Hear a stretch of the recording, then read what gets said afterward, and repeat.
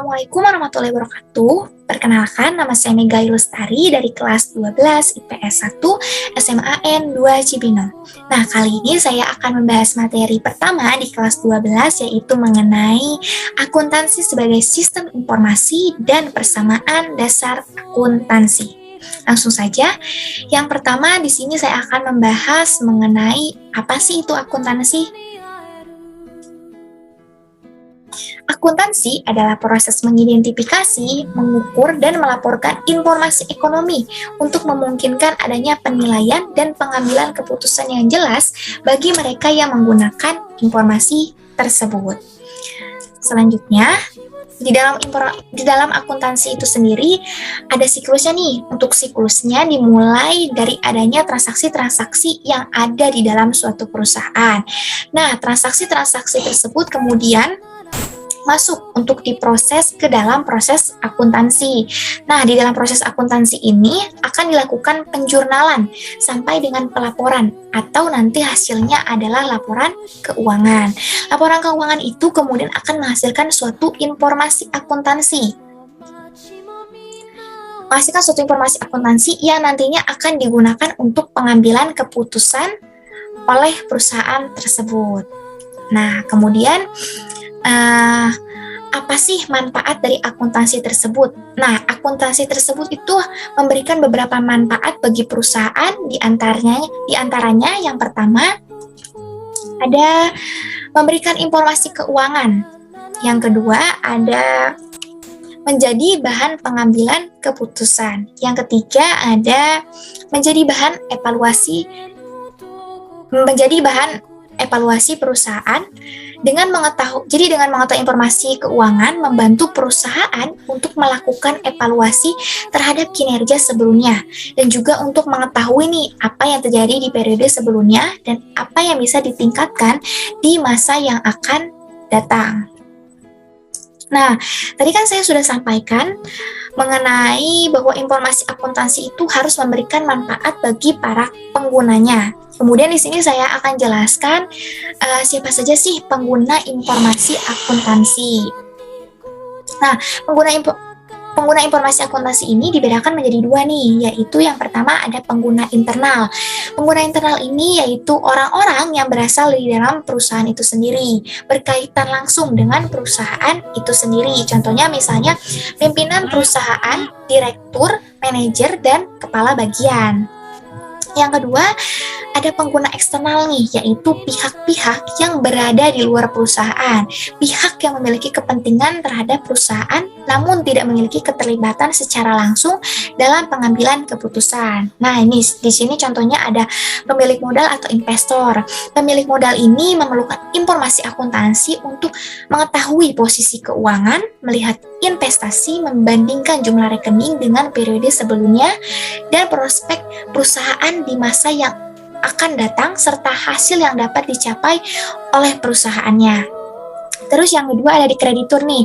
Kreditur ini adalah pihak-pihak yang memberikan pinjaman bagi perusahaan. Kreditur ini memerlukan informasi akuntansi untuk menilai kemampuan perusahaan apakah bisa nih mengembalikan pinjaman dan bunganya sesuai tanggal jatuh temponya. Yang ketiga ada pemasok atau mitra perusahaan. Pemasok bahan baku bagi perusahaan. Pemasok ini memerlukan informasi akuntansi untuk menilai kemampuan perusahaan dalam membayar uang atas pembelian barang yang dibeli perusahaan pada saat sebelum atau sesudah jatuh tempo.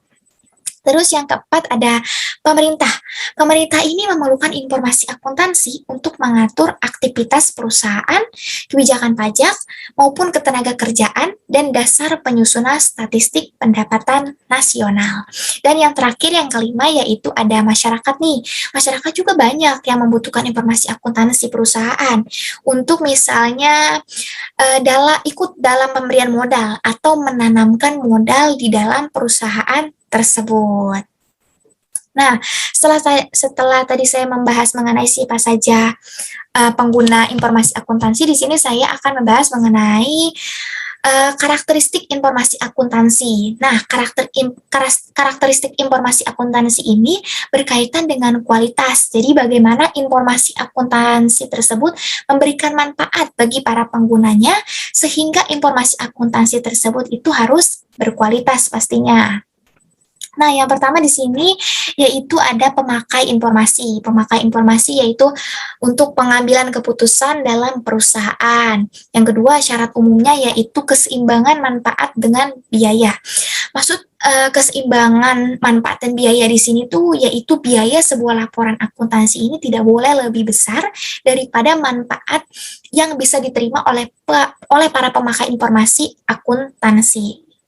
Nah, yang selanjutnya ada syarat khusus bagi pemakai yaitu dapat dipahami. Maksudnya dapat dipahami di sini, informasi akuntansi itu harus dapat dipahami atau dapat dimengerti dengan istilah yang disesuaikan dengan batas pengertian para pemakai. Selanjutnya ada syarat positifnya, yaitu berguna untuk pengambilan keputusan. Selanjutnya juga ada syarat utamanya nih. Syarat utamanya dibagi menjadi dua, yaitu ada relevan dengan dapat dipercaya. Relevan di sini maksudnya informasi akuntansi itu harus relevan, artinya informasi akuntansi itu harus sesuai dengan tujuannya, yaitu tadi untuk menjadi dasar atau bahan dalam pengambilan keputusan dalam suatu perusahaan. Nah, relevan ini juga dibagi menjadi tiga nih, yaitu termasuk unsur syarat utamanya. Yang pertama ada nilai prediksi nih. Nilai prediksi maksudnya adalah akuntansi atau sistem informasi tersebut bisa memprediksikan bagaimana kondisi perusahaan di masa yang akan datang. Yang kedua ada feedback, atau bisa kita sebut mungkin nilai umpan balik. Artinya yaitu berupa pembenaran atau penolakan terhadap rencana yang dibuat sebelumnya. Yang ketiga, ada tepat waktu nih, artinya informasi akuntansi harus diberikan secepat dan sesegera mungkin, sehingga bisa digunakan sebagai dasar atau fondasi untuk membantu pengambilan keputusan ekonomi dan menghindari tertundanya pengambilan keputusan tersebut. Nah, setelah tadi membahas tentang relevan, ada juga dapat dipercaya nih. Dapat dipercaya juga dibagi menjadi tiga nih. Yang pertama, dapat diuji, Artinya, informasi harus dapat diuji kebenarannya oleh para penguji independen dengan metode pengukuran yang sama. Nah, seperti itu. Terus yang kedua ada netral nih, maksudnya netral artinya informasi akuntansi itu harus netral, tidak memihak pada pihak-pihak tertentu. Yang ketiga, yaitu menyajikan yang seharusnya. Informasi itu harus sesuai dengan kondisi ekonomi atau kejadian yang sesungguhnya, serta memberitahu yang sebenarnya pastinya. Nah, selanjutnya yaitu ada syarat sekunder nih. Ada syarat sekunder, yaitu dapat diperbandingkan atau mungkin disebut konsisten. Maksudnya di sini artinya dapat dibandingkan dengan laporan keuangan dari perusahaan lain maupun dibandingkan dengan laporan keuangan di perusahaan tersebut pada tahun-tahun sebelumnya. Lalu ada yang terakhir, ada batas pelaporan, yaitu materiality atau cukup berarti nih, yaitu tuntutan prinsip-prinsip akuntansi bisa diabaikan jika suatu laporan keuangan dianggap penting bagi pemakai laporan keuangan tersebut. Nah, selanjutnya saya akan membahas mengenai bidang-bidang akuntansi nih. Mengenai bidang-bidang akuntansi, jadi dalam akuntansi itu juga terbagi ke dalam beberapa bidang. Ada 10 bidang yang saya akan bahas di sini. Yang pertama yaitu mengenai akuntansi keuangan atau financial accounting. Nah, akuntansi keuangan ini sesuai dengan namanya nih, akuntansi keuangan, yang berarti akuntansi yang berhubungan dengan keuangan dalam suatu perusahaan, mulai dari pencatatan transaksi sampai dengan laporan keuangan. Nah, yang kemudian yang kedua yaitu ada akuntansi pemeriksaan atau auditing. Nah, akuntansi pemeriksaan ini berkaitan dengan proses auditing. Auditing itu adalah proses laporan keuangan yang dihasilkan oleh suatu perusahaan. Jadi yang bertugas dalam pemeriksaan informasi akuntansi itu namanya adalah auditor yang bekerja secara bebas tanpa dipengaruhi kepentingan pihak-pihak tertentu. Nah, selanjutnya yang ketiga yaitu akuntansi biaya atau cost accounting nih. Cost accounting ini atau akuntansi biaya ini berkaitan dengan pengelolaan biaya produksi dalam suatu perusahaan.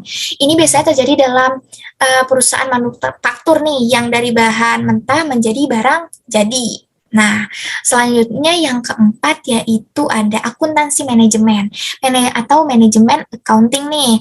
Akuntansi manajemen ini berhubungan dengan bagaimana penggunaan informasi akuntansi yang tadi dihasilkan untuk menjadi bahan dalam pengambilan keputusan. Selanjutnya yang ke berapa nih? Keenam. Yang kelima ada akuntansi perpajakan atau tax accounting. Nah, akuntansi perpajakan ini berkaitan dengan bagaimana perusahaan itu bisa atau menghasilkan suatu informasi yang berkaitan dengan pajak yang harus dibayarkan oleh perusahaan kepada pemerintah. Nah, selanjutnya ada akuntansi anggaran nih, akuntansi anggaran atau budgeting. Akuntansi anggaran ini berkaitan dengan penyesuaian atau penyusunan anggaran, terutama untuk pengeluaran dari perusahaan tersebut. Selanjutnya yang ketujuh nih, ada akuntansi pendidikan atau educational accounting. Nah, akuntansi pendidikan ini berkaitan dengan pengembangan kurikulum pendidikan dan pengajaran di bidang akuntansi. Sedangkan yang ke-8 ada akuntansi pemerintah atau government accounting nih.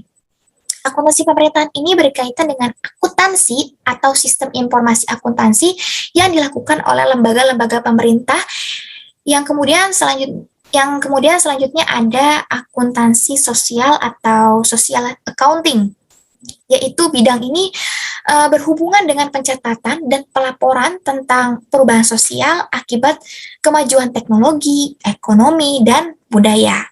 Nah, selanjutnya yang terakhir, yang ke-10 ada sistem akuntansi atau accounting system. Maksudnya di sini adalah suatu prosedur yang dimulai dari awal mulainya, ada transaksi sampai dengan nanti pelaporan-pelaporan keuangan dan hingga menghasilkan informasi akuntansi. Jadi membentuk sebuah sistem. Nah, selanjutnya nih, setelah membahas mengenai tadi, selanjutnya di sini saya akan membahas mengenai profesi akuntansi. Nah, pertama profesi akuntansi, yang pertama yaitu ada akuntan intern atau perusahaan. Akuntan intern atau perusahaan ini adalah akuntan yang bekerja pada suatu perusahaan sebagai karyawan yang menjalankan fungsi akuntansi pada perusahaan tempatnya bekerja. Contoh pekerjaannya nih ada berapa nih? Itu 2, 3, ada 5. Yang pertama ada audit intern, menyusun laporan keuangan, mendesain sistem akuntansi perusahaan, menyusun anggaran perusahaan, dan mengurus perpajakan dan lainnya. Selanjutnya ada akuntan publik nih. Ada akuntan publik. Bekerja secara independen atau bebas guna menjalankan fungsi audit terhadap kewajaran laporan keuangan. Selanjutnya yang ketiga ada akuntan pemerintah nih. Akuntan pemerintah yaitu bekerja pada lembaga pemerintah dengan tugas utamanya merencanakan, mengendalikan, dan memeriksa penggunaan uang atau kekayaan negara. Biasanya nih ada pada Politeknik Keuangan Negara STAN, yang salah satu lembaga pendidikan yang menyiapkan akuntan pemerintah. Dan yang terakhir nih, ada akuntan pendidikan. Akuntan yang tugasnya mengajarkan dan mengembangkan disiplin ilmu akuntansi kepada murid dan mahasiswa melalui jalur pendidikan. Biasanya akuntan pendidikan itu berprofesi sebagai dosen dan guru sekolah. Nah, itu tadi nih profesi akuntan. Dan yang selanjutnya ada nih, saya akan membahas mengenai konsep dasar laporan keuangan. Nah, yang pertama di dalam konsep dasar laporan keuangan ini, yaitu ada konsep entitas usaha.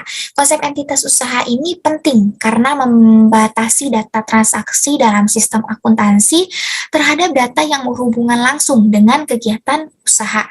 Yang kedua ada konsep kelangsungan usaha. Konsep ini menghendaki adanya dasar pemikiran bahwa suatu perusahaan didirikan untuk jangka waktu tak terbatas. Dan yang ketiga ada konsep dasar keuangan, yaitu konsep ini menghendaki agar penyusunan laporan keuangan menggunakan kesatuan unit pelaporan. Yang keempat ada konsep realisasi penghasilan, yaitu konsep ini menyatakan bahwa realisasi penghasilan adalah ketika adanya penjualan atau penyerahan jasa, bukan saat pembayarannya. Yang kelima, ada konsep harga pokok. Konsep ini menghendaki adanya pengukuran aset sebesar nilai perolehan awal atau historical cost dan pengakuan kewajiban sebesar nilai yang harus dibayar ketika jatuh tempo. Dan lanjutannya kemudian ada konsep membandingkan antara penghasilan dan budaya nih. Konsep ini menghendaki adanya ketepatan dalam membandingkan penghasilan satu periode buku dengan biaya untuk memperoleh penghasilan tersebut. Dan yang ketujuh, ada konsep konsistensi, yaitu konsep ini menghendaki adanya penggunaan metode-metode secara tepat dan satu periode ke periode selanjutnya. Yang kedelapan nih, ada konsep penjelasan atau pengungkapan, yaitu konsep ini menghendaki agar laporan keuangan mencakup informasi yang diperlukan untuk penyajian terbuka, sehingga tidak membuat pembaca keliru menafsir laporan keuangan tersebut. Yang kesembilan nih, ada konsep materialitas. Materialitas merupakan pelengkap dari konsep penjelasan. Dalam konsep ini dikehendaki bahwa hal-hal yang material dipandang berbobot, baik jumlah maupun keadaannya, memerlukan penjelasan yang memadai. Yang ke-10 ada konsep hati-hati. Konsep ini menghendaki bahwa kecenderungan minimalisasi pencatupan modal dengan menetapkan bahwa laba atau penghasilan tidak bisa diakui sebelum direalisasi, sedangkan rugi atau kewajiban harus diakui begitu bisa diperkirakan. Dan yang ke-11 ada konsep biaya. Nah, konsep biaya ini terbagi menjadi dua nih, ada konsep objektivitas dan konsep unit pengukuran. Konsep objektivitas ini bahwa semua pos yang dicantumkan dalam laporan keuangan harus didukung oleh bukti-bukti yang objektif atau bukti yang dapat diterima kebenarannya. Nah, yang kedua nih ada konsep unit pengukuran, yaitu seluruh informasi utama dalam laporan keuangan itu diukur dengan satuan ukur uang. Nah, jadi itu konsep dalam laporan keuangan. Lanjut, di sini saya akan membahas mengenai etika profesi akuntansi. Maksud etika profesi akuntansi di sini yaitu adalah seperangkat standar sikap yang dirancang secara praktis, realistis, dan idealis bagi para anggota yang profesi yang bersangkutan. Atau secara sederhana tuh etika profesi akuntan yaitu mengatur bagaimana seorang akuntansi melakukan pekerjaannya. Di sini saya akan membahas yang pertama ada tanggung jawab profesi. Apa sih tanggung jawab profesi ini? Nih, menggunakan pertimbangan moral, melakukan peningkatan jasa, menjaga kepercayaan klien, dan mengembangkan ilmunya. Yang kedua, ada kepentingan publik. Maksud kepentingan publik yaitu mendahulukan kepentingan pihak-pihak pemakai informasi akuntansi dan menjaga kepercayaannya. Yang ketiga, ada integritas. Maksud integritas yaitu menyelesaikan seluruh tugasnya dengan bertanggung jawab dan profesional pastinya. Dan yang keempat ada objektivitas, maksudnya yaitu menjaga objektivitasnya dengan bersikap independen dan netral, bebas dari benturan kepentingan. Selanjutnya yang kelima ada kompetensi dan kehati-hatian profesional, yaitu mengamati standar teknis dan etika profesi, meningkatkan kompetensi dan mutu pelayanan. Yang keenam ada kerahasiaan, yaitu menjaga kerahasiaan informasi yang diperolehnya, tidak mengungkapkan informasi tanpa persetujuan dari pihak pemilik informasi. Yang ketujuh ada perilaku profesional, yaitu setiap anggota harus berperilaku konsisten dengan reputasi profesi yang baik dan menjauhi tindakan yang dapat mendiskreditkan profesi. Yang kedelapan ada standar teknis, yaitu sesuai dengan keahliannya dan dengan berhati-hati. Akuntan berkewajiban untuk melaksanakan penugasan dari penerima jasa selama penugasan tersebut sejalan dengan prinsip integritas dan objektivitas tadi. Nah, itu jadi etika profesi akuntan ada 8 ya. Etika Profesi Akuntan. Dan selanjutnya saya akan membahas mengenai, setelah tadi saya membahas mengenai akuntansi sebagai sistem informasi, nah yang kedua nih saya akan membahas mengenai persamaan dasar akuntansi. Nah, jadi di dalam jadi di dalam akuntansi tersebut juga ada yang namanya persamaan. Nah, persamaan dalam akuntansi itu disebut persamaan dasar. Ya, persamaan dasarnya itu dia ada harta sama dengan utang plus modal. Atau dalam istilah lainnya adalah aktiva, yang aktiva sama dengan pasif and aktif. Ini berarti harta kemudian pasif, itu berarti utang ditambah modal. Ini dia persamaan dasar akuntansi. Nah, dalam akuntansi ini ada 5 kelompok akun. Yang pertama saya akan bahas mengenai harta, atau bisa kita sebut aset atau aktiva. Harta ini adalah sumber daya yang dimiliki oleh perusahaan sebagai akibat dari transaksi di masa lalu. Nih, di dalam harta ini terbagi menjadi 3 nih. Ada harta lancar. Maksudnya harta lancar yaitu harta yang habis dipakai biasanya selama 1 periode atau 1 tahun. Apa aja sih? Nih ada kas, piutang, piutang dagang, piutang wesel, perlengkapan kantor, perlengkapan toko, sewa di muka, asuransi dibayar di muka. Nah, selanjutnya ada harta tetap nih. Harta tetap yaitu biasanya kegunaannya lebih dari 1 tahun. Ya, contohnya ada peralatan kantor, peralatan toko, kendaraan, mesin, gedung, tanah, Nah, itu. Yang ketiga ada harta tidak berwujud nih. Maksud harta tidak berwujud itu maksudnya tidak dapat dilihat bentuk fisiknya. Nih ada goodwill, hak cipta, dan hak paten. Lalu di sini yang kedua ada hutang atau kewajiban atau liabilitas. Hutang yaitu misalnya hutang perusahaan di masa kini yang timbul karena peristiwa di masa lalu yang penyelesaiannya bisa menyebabkan keluarnya sumber daya perusahaan. Nah, di sini juga nih ada dua hutang. Yang pertama ada hutang jangka pendek, yaitu ada hutang usaha, hutang dagang, hutang wesel, hutang bank, hutang bunga bank, hutang sewa, hutang pajak penghasilan, hutang listrik, air dan telepon, hutang gaji, hutang sewa, hutang pajak, pendapatan diterima di muka. Ya, terus ada juga hutang jangka panjang, hipotek atau hutang yang jaminannya harga tetap, dan juga obligasi. Nah, yang ketiga ada modal atau ekuitas, yaitu hasil atau penghasilan yang diperoleh oleh perusahaan. Nah, dari 3 akun tadi, yaitu ada harta, hutang, dan modal, dari ketiga itu termasuk akun real atau tetap, yaitu akun yang dilaporkan dalam neraca. Nah, selanjutnya ada selain tadi 3 kelompok akun tadi ada 2 lagi nih.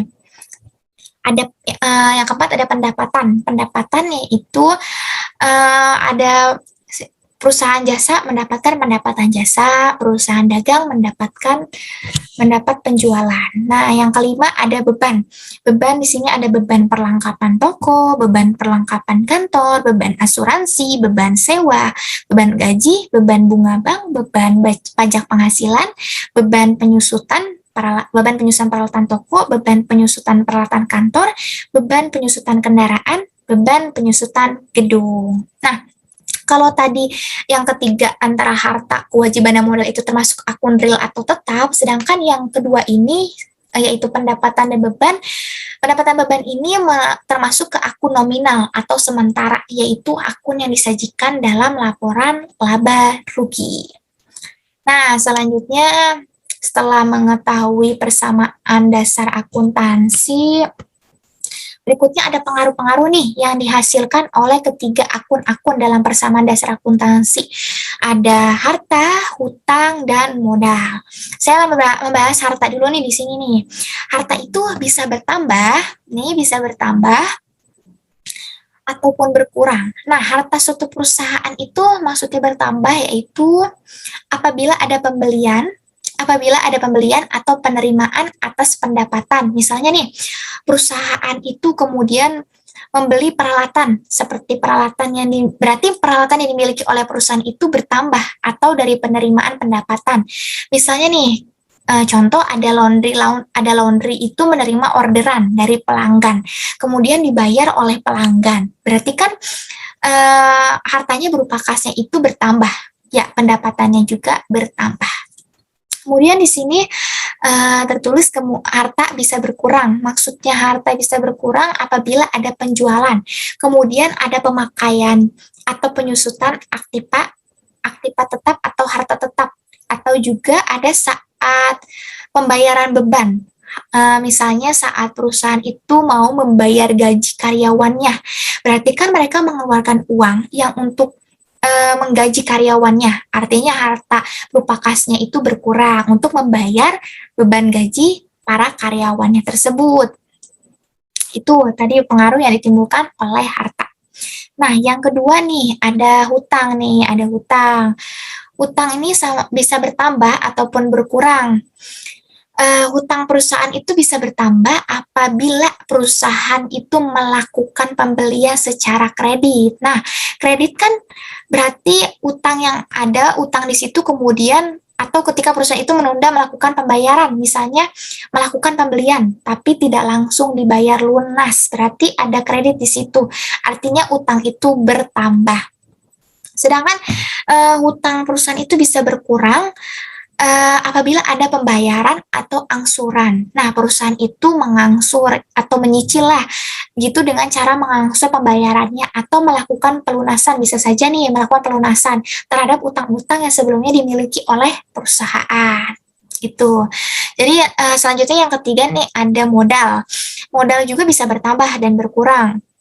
Bertambah nih, modal bertambah apabila ada penambahan modal dari investasi atau pendapatan. Nah, misalnya di pertengahan periode ada pihak-pihak yang melakukan investasi di perusahaan itu, berarti kan modal perusahaan itu bertambah pastinya. Kemudian modal itu bisa berkurang apabila ada pembayaran beban atau pengambilan prive. Misalnya tadi ya perusahaan itu akan membayar gaji, ya selain harta berupa kasnya berkurang, modal yang dimiliki juga berkurang karena untuk membayar gaji karyawannya atau saat ada pengambilan prive. Prive ini merupakan pengambilan uang kas yang dimiliki oleh perusahaan. Itu diambil untuk keperluan pribadi biasanya nih dari pemilik perusahaan tersebut. Itu namanya prive. Prive ini tadi intinya bisa mengurangi modal perusahaan. Nah jadi itu pengaruh dari ketiga akun ini, harta, hutang, dan modal. Jadi harta, hutang, modal ini bisa bertambah, bisa juga berkurang. Selanjutnya, saya sudah menyiapkan satu contoh soal persamaan dasar akuntansi yang akan saya bahas. Langsung saja kita lihat di sebelah kiri, berikut transaksi yang terjadi pada perusahaan Jasa Anggun selama bulan Juli 2019. Kita lihat pada tanggal 1, Jahra memulai perusahaannya dengan menginvestasikan sebagai modal pertama berupa uang tunai sebesar 15 juta. Nah, maka dari itu pengaruhnya yaitu kasnya bertambah 15 juta, kita lihat di modalnya juga akan bertambah 15 juta. Di sini kita tulis kas 15 juta dan modal usahanya 15 juta. Dan jangan lupa keterangannya selalu kita tulis, yaitu seperti pada soal berarti untuk modal pertama, modal awal. Nah, di tanggal 5-nya kita lihat dibayar sewa atas ruangan usaha sebesar 1.500.000. Pengaruhnya yaitu kasnya berkurang 1.500.000 dan modal usahanya 1.500.000.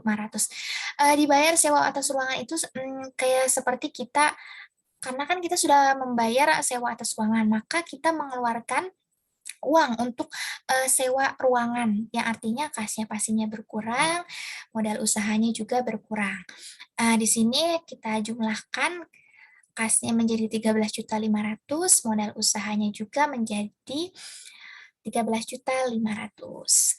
Langsung kita lihat di tanggal 8, dibeli perlengkapan kantor seharga 300.000 dan peralatan kantor seharga 1.300.000 secara tunai. Di sini pengaruhnya yaitu kasnya berkurang 1.600.000 karena kita sudah membeli perlengkapan kantor seharga 300.000 dan 1.300.000. Di sini saya sudah menjumlahkan menjadi 1.600.000. Nah, sedangkan perlengkapan dan peralatannya ditulis 300 dan 1.300.000. Jangan lupa untuk menulis keterangannya. Selanjutnya kita jumlahkan saldonya menjadi 11.900.000, perlengkapannya 300, peralatannya 1.300.000 dan modal usahanya tetap 13.500.000. Selanjutnya di tanggal 10 kita lihat dibeli dengan kredit tambahan peralatan kantor dari toko laris seharga 1.800.000. Maksud pengaruhnya yaitu peralatannya bertambah 1.800.000 sedangkan bertambah utangnya 1.800.000 karena di sini kita membeli secara kredit berarti itu sama saja dengan menghutang. Jadi sini kita tulis utangnya 1.800.000. Jumlahkan, jangan lupa saldonya 11.900.000, ini tetap 300, dijumlahkan tadi peralatannya menjadi 3.100.000. Utang usahanya ditulis 1.800.000, modal usahanya tetap 13.500.000. Nah, kita lihat di tanggal 14, Zahra mengambil uang tunai dari perusahaan untuk keperluan pribadi sebesar 700.000. Maka apabila mengambil uang untuk keperluan pribadi, mengambil uang tunai, berarti itu kasnya berkurang pastinya dan modalnya juga berkurang karena mengambil uang tunai dari perusahaan. Berkurang 700.000 di sini kita lihat dan modalnya juga berkurang 700.000. Kita jumlahkan kembali menjadi kas 11.200.000, perlengkapannya tetap 300.000, peralatannya 3.100.000, utang usahanya 1.800.000 dan modal usahanya menjadi 12.800.000. Lalu kita lihat di tanggal 16 dibayar gaji karyawan sebesar 750. Pengaruhnya yaitu 750 kasnya berkurang 750 dan modalnya juga berkurang 750. Seperti yang tadi saya jelaskan, berarti apabila membayar gaji karyawan kita berarti mengeluarkan uang untuk membayar gaji karyawan. Maka oleh karena itu kasnya berkurang, modalnya juga berkurang pastinya. Kita jumlahkan saldonya kasnya menjadi 10.450 dan modalnya menjadi 12.050.000. Lalu di tanggal 19 telah diselesaikan pekerjaan atas langganan dengan biaya mengerjakan sebesar 1.500.000. Jumlah tersebut difaktur untuk ditagih. Sini kita lihat tanggal 19 berarti bertambah piutang karena masih kita belum ada yang membayar hutang kepada kita, ada yang menghutang, istilahnya ada yang menghutang kepada kita dan modal usahanya juga bertambah 1.500.000. Kita jumlahkan menjadi piutangnya jadi 1.500.000 dan modal usahanya menjadi 13.550.000. Lanjut kita lihat di tanggal 21 dibayar beban iklan sebesar 200.000. Berarti kasnya berkurang, modalnya juga berkurang karena mengeluarkan uang untuk membayar beban iklan. Kita jumlahkan lagi, kasnya menjadi 10.250.000 dan modalnya menjadi 13.350.000. Lanjut di tanggal 23 dibayar beban listrik dan air sebesar 100.000. Di sini berarti karena membayar berarti kan mengeluarkan uang, yaitu kasnya berkurang, modal usahanya juga berkurang. Kita jumlahkan kembali semuanya karena sudah habis. Sampai di tanggal 23 kita jumlahkan ini hasil ininya 10.150, 1.500.000, perlengkapan 300.000, peralatan 3.100.000, utangnya 1.800.000, modalnya menjadi 13.250.000. Kita jumlahkan di bagian harta 10.150 ditambah 1.500.000 ditambah 300.000 ditambah 3.100.000 menjadi 15.050.000. Sedangkan di bagian hutang dan modalnya kita jumlahkan antara hutang 1.800.000 dengan modal usaha 13.250 menjadi 15.050.000. Nah, jadi antara harta dengan hutang dan modal itu harus sama ya jumlahnya. 15 juta nih ya, 15 juta 50 ribu. Nah, jadi itu pembahasan mengenai contoh soal mengenai persamaan dasar akuntansi. Dan jangan lupa juga apabila ingin membuat tabel ini, untuk mengingat untuk menulis ininya juga nih, perusahaan Jasa Anggun persamaan dasar akuntansi bulan Juli 2019. Agar kita mengetahui transaksi ini, akuntansi ini terjadi pada bulan Juli 2019. Nah, sepertinya seperti itu saja penjelasan dari saya. Kurang lebihnya mohon maaf apabila ada salah kata atau pembahasan yang kurang dimengerti. Saya pamit. Wassalamualaikum warahmatullahi wabarakatuh.